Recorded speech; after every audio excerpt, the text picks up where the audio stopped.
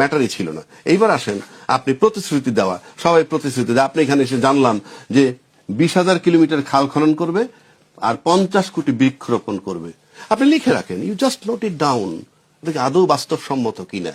আমি ইতিমধ্যে ক্যালকুলেট করলাম, 20,000 কিলোমিটার খাল খনন মানে যদি 5 বছর মেয়াদ পায়, নাকি 5 কোটি, আপনি ভালো করে দেখেন 50 কোটি। আপনি টিভি স্ক্রলে দেখছেন, আপনি এখানে লেখা আছে কয় কোটি। এখন আসি, শেষ করি আপনাকে।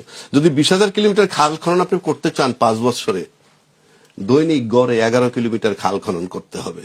আপনি লিখে রাখেন, নোট ইট ডাউন, আমি আপনাকে নোট করে রাখতে বললাম। 50 কোটি বৃক্ষরোপণ যদি আপনি করতে চান, প্রতিদিন 2,73,000 গাছ রোপণ করতে হবে। লিখে রাখেন, দেশটাই তো থাকবে না।